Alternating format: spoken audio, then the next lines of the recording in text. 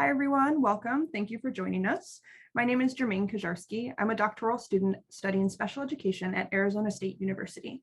I'm joined today by Dr. Elizabeth Kozleski on behalf of the Council for Exceptional Children's Teacher Education Division Diversity Caucus.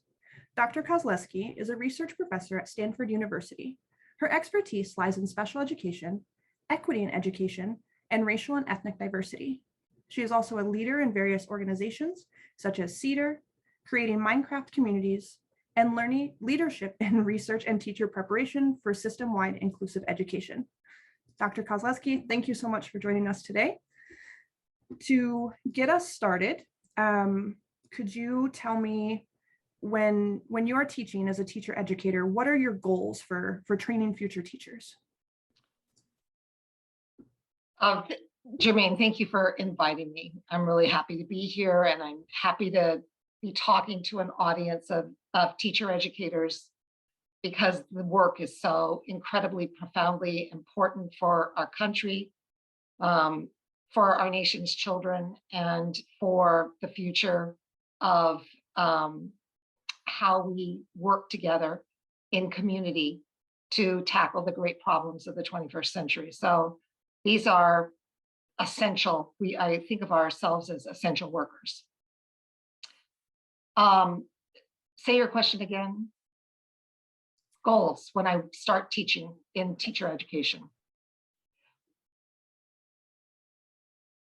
I have two goals that I think about quite a bit when I work with teachers. One of them is that teaching is not just a set of procedures that we do with our students to encourage their learning. I want teachers to understand that who they are as human beings are being read by their students. We could say that a critical literacy of all human beings is the capacity to see and understand who each other is. And one of the figures in students' lives that really makes a difference in how people understand themselves is the character, the disposition, the values, the performance, and the content, and the care, and the love that teachers give to their students. So teachers need to understand deeply who they are. They need to understand all of the historical significance of their own family histories and the experiences that they have, and how they actually cause each teacher to interpret the meaning of learning and how they help to present it and organize and design learning for their students. So identity becomes a very important part of teachers coming to a critical consciousness of who they are and what their capacities are in terms of supporting and advancing student learning. So that's one thing. The second thing is to understand that teaching itself is a learning activity. And the learner, the teacher as a learner, is as critical as it is the teacher conceptualizing themselves as a designer of learning for others. Because the teacher who understands themselves as a learner engages in inquiry in every lesson that they ever teach. And they're asking questions about what happened when I made this move, or I designed this activity, or I gave this kind of feedback. How did that affect the learner? How does the learner understand what I'm saying to them? And how does it help that student advance their own learning?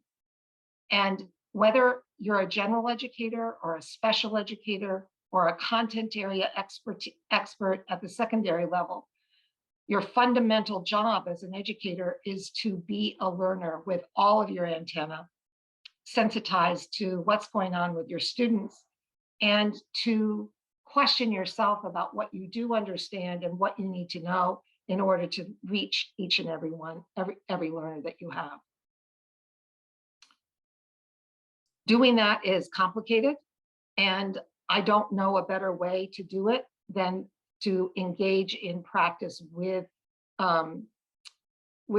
teacher candidates in their own settings and ask them to look at what they're doing and how they make meaning of the student performance that they see.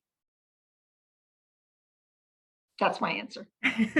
No, absolutely. And you bring up so many important points. It's hard to even pick the ones to highlight. But I really appreciate that you talked about the importance of teacher identity and then coming to a critical consciousness in teaching their students. And also that teaching, of course, is a learning experience, not just for the students that they're teaching, but for teachers themselves, and that they are constantly in that state of learning in order to do better for their students. So I think that's really great. So thinking then about teacher education pedagogy and then some of the research that you've done around it, how does that address issues of diversity, equity, and inclusion? And are there any particular frameworks or teaching methods that are powerful in addressing these issues? Participatory inquiry is a very, very important framework. And it assumes that teachers participate with their students in examining the learning environments that they create, the impact of the learning environments on the students, and they engage their students in becoming critically aware themselves of the designs for learning that are present in their classrooms, and use that discourse between the teacher and the student to continue to improve the environment and to engage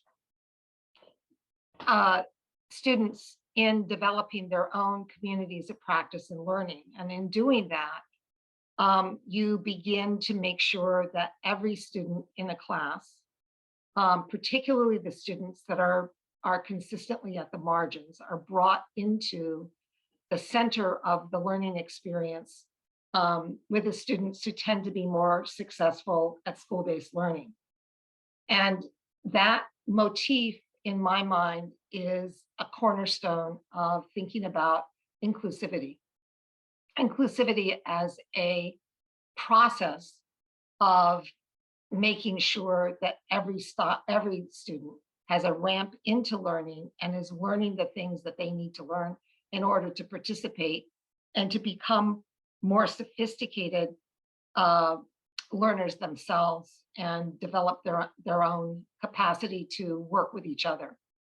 A classroom in which the dialogue is only unidirectional, that is between the teacher and students and from the students to the teacher, really discounts the power of the community itself and the networks that need to happen in order for learning to occur. There's too much, in my estimation, in special education of intervention-focused work that requires highly skilled, specific interventions that are done in a specific way by teachers to their students without looking for how we can create a design for the use of interventions that involves all of the learners in a classroom, developing sets of skills between themselves and between the teacher and the students to advance learning for everyone. Yeah, that's so wonderful. Thank you for sharing your insights there. If you wouldn't mind, could you explain some of the challenges that you faced in training teachers to respond to issues of diversity and equity and how you overcome those challenges?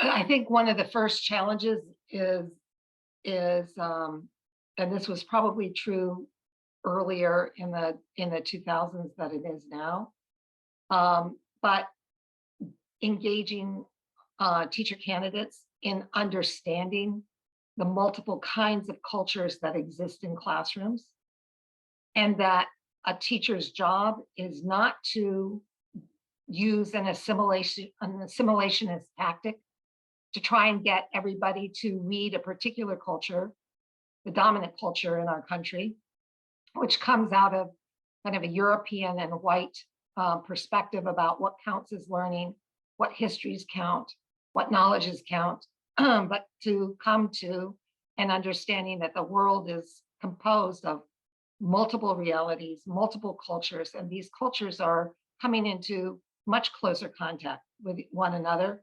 And in order for us to teach all students, we have to be able to move across those cultures. And in doing that, understand that no culture is static.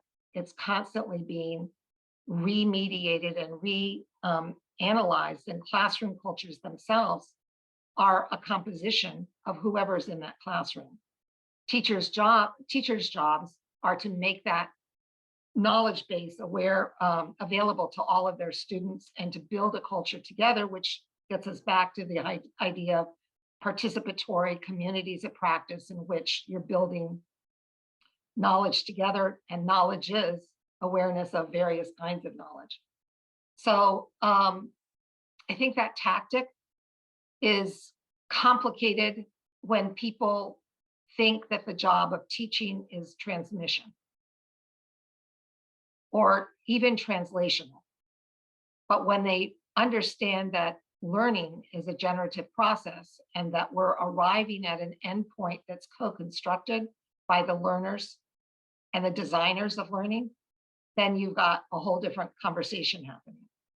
And more recently, in my current teaching, to walk into a classroom of diverse teacher candidates of color who see an older white woman teaching them, I have to overcome a barrier that's in people's mind about what I actually do know and how I teach and the tactics that I use in the classroom to generate interaction, which can be viewed with suspicion if people don't have a chance to get to know you first. So I've learned that relationship building is incredibly important. And during COVID, trying to teach online and building those relationships that were genuine and thoughtful and kind of pushed some boundaries and assumptions that people make about each other, that was complicated. And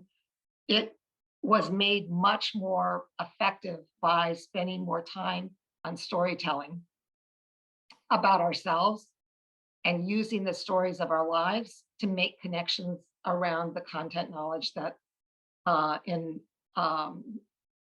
that students were grappling with in their own practice.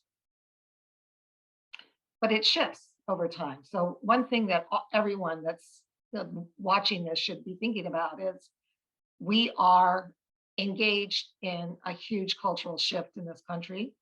And every time you think you got it, you don't. And you need to keep re-examining yourself and making sure that you're really listening to who your students are and opening up possibilities for them. Yeah, I love just everything you said, but especially the last piece about re-examining, being reflective, making sure that you are always checking in on yourself and your assumptions and your biases as things are shifting and ever changing, right? We hopefully will never live in a static place.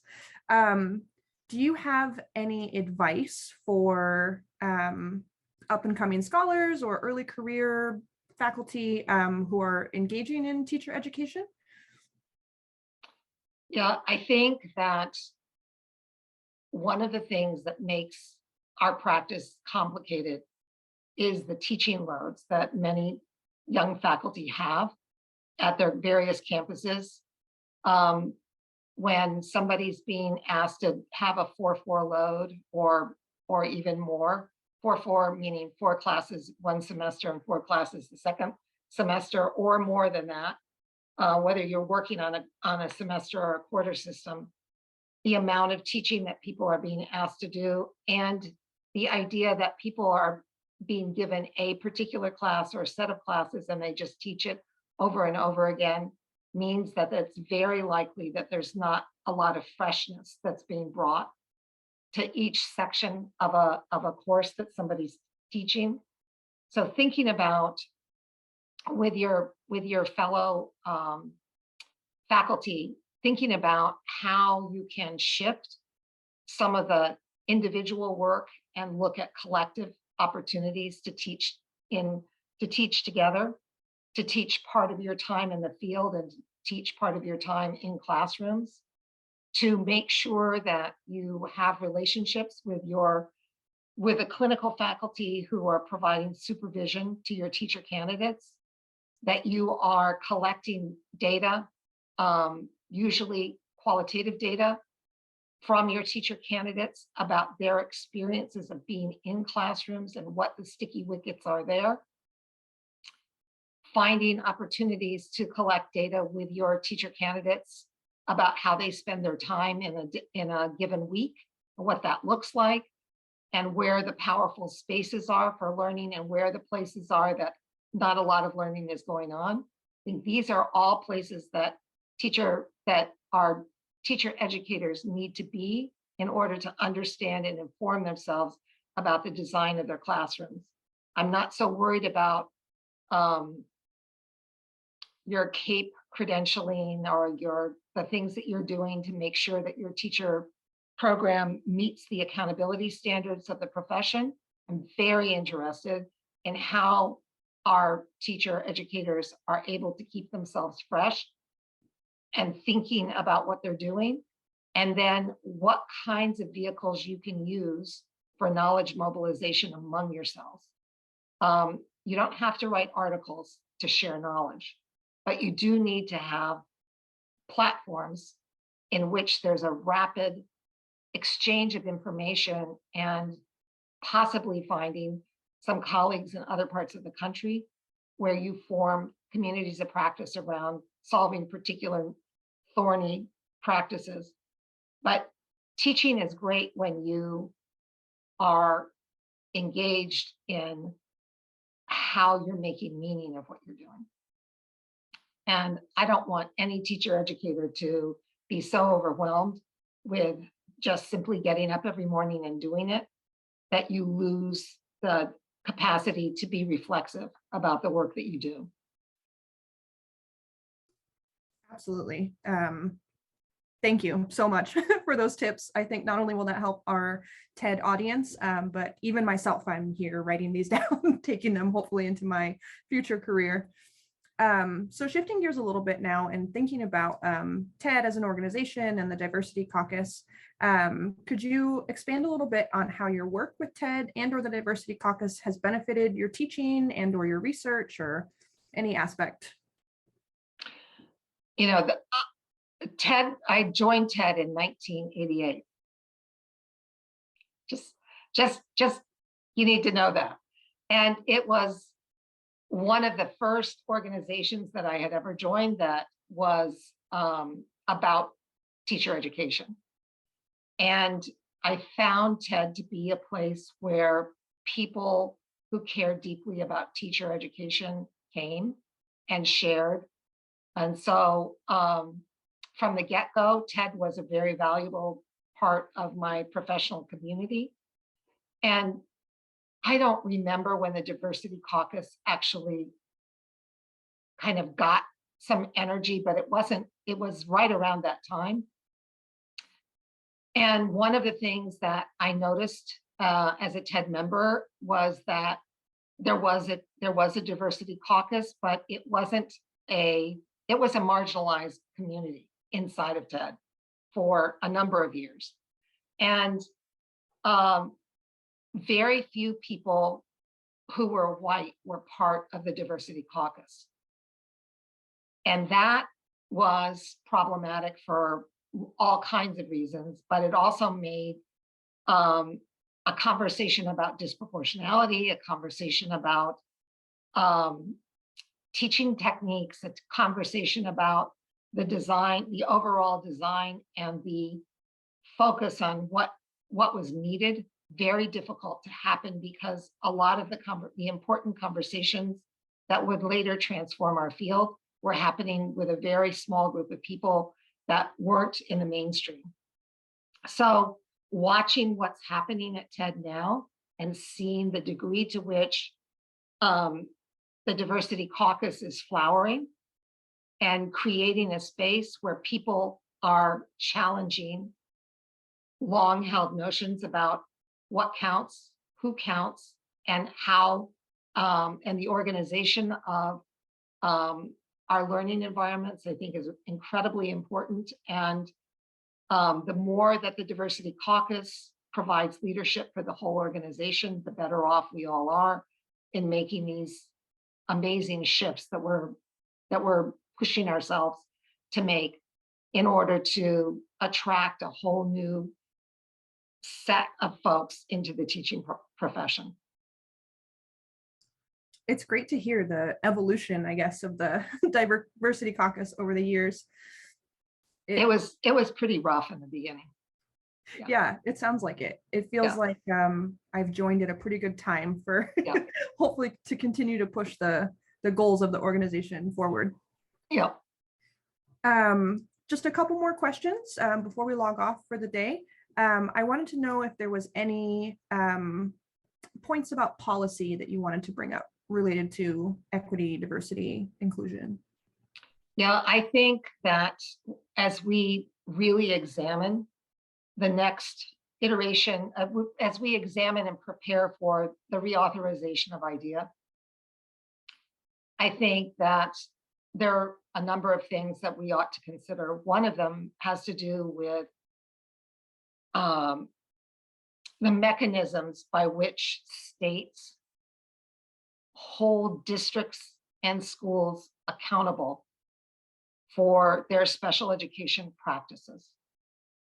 And we've put a lot of emphasis in the last, well, I'm thinking 18 years since IDEA was reauthorized, on the use of quality indicators that are organized at the state level based on data that the districts report to the state, but it's almost all based on data.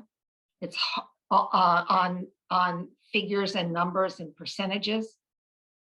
There is very little emphasis on getting big data to help us look at trends inside of states and understand where what parts of the states are of individual states are struggling and what parts of the country are struggling with various provisions of IDEA. And I think we need a much better focus on large data analytics and better representation of the data analytics to help pinpoint problems. And we need a system that allows the federal agency to be able to shift their resources to advance and support issues that are emerging before they become systemic issues in our system. We need a much more nimble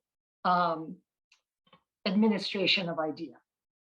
And right now we get an administration, and then we continue to do systematically very similar things over time, and it doesn't really help shift the needle on the things that need to be shifted.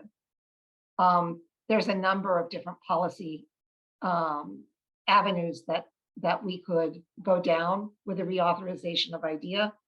The fundamental right of every child to an education is very important. A fundamental right to an education in the least restrictive environment is very important. And it's also important to have a learning plan that is actually used by every educator who comes in contact with a particular kid. And most of the research I've done in the last 10 years suggests to me that very few people have access and use that plan to shape what goes on in practice with students. And either we need a different system for individualizing education, or we need a much more enhanced development of the IEP, of the use of the IEP to actually guide what happens for individual students. I think that's a brilliant point. Even in my own practice, which was a short stint, but I saw similar things to what you just mentioned. The IP not being used for its intended purpose necessarily. So I think that's great. And I want to just circle back to one thing. Absolutely. All of us who are in teacher education have an audience of teacher candidates who are in local schools. We could actually source the data to help people understand what the common practices are in a way that there's no funding right now to do that. But if we were going to advance the teacher education development in IDEA, we could actually capture data and advance a ongoing action research project around the provisions of IDEA in schools. I love that. When you get it off the ground, please keep my name in mind. I would love to help be part of something like that. Yeah, that sounds amazing. So one final thing to touch on before we go today, unless there's anything else that you want to add, would just be, we're just curious, who are some up and coming scholars that you've been reading, and what do you find most compelling about their scholarship? Well, I made a list of the scholars whose work I read on a regular basis, and I'm going to identify a set of people who are doing policy work. Federico Waitoller and Kathleen King-Torius in particular, who are both investigating the ways that local communities organize and deliver special education in ways that advance a particular notion of what special education ought to be. Their work is exciting. They're doing it in really interesting ways, and they're publishing in a wide variety of non-special education journals as well as books, and I highly encourage people to pick their work up. Molly Siuty, S-I-U-T-Y, and Maggie Beneke are both scholars who are really interested in how we can produce teachers who are very competent at moving across cultural barriers. Their work is awesome. Maggie's is at the preschool level. Molly's is at the K-12 level. Antero Garcia and Victor Lee, both of whom are not special educators, but both of whom are looking at designing learning for the margins using maker spaces, which I think is a really awesome space for kids with disabilities, are advancing a lot of exciting ideas about that and building into their practice, because they come out of STEM backgrounds, thinking about ways to enlist solutions to sustainability in an ecologically challenged era. Subini Anima is doing incredible work on looking at the discipline policies in schools and how they connect to the carceral environments that many kids of color end up being in, and what we might do to redress those. I highly recommend her work. Nathan Jones, Elizabeth Bettini are working on systems of support that I think are going to revolutionize the way that we design and deliver education in our schools. Sarah Levine and Ramon Martinez are both looking at secondary schools and literacy and language practices there, with a rising population of English learners in our schools. Michael Hines is an amazing historian using history to re-examine the practices and supports for African-American children in particular across the country. Chris Lemons is doing amazing work in literacy development for kids with developmental disabilities. We have some fantastic up and coming scholars in our field. And I encourage everyone to stay connected to their work. Thank you so much. I recognize almost all of those names, and it sounds like I now have a new reading list or more names to add to my Yeah. current list. So that is fantastic. Dr. Kozleski, thank you so much for sitting down with us today. I'm sure our TED audience will be so grateful to hear your words of wisdom. Thank you. Thank you for inviting me. It was a pleasure.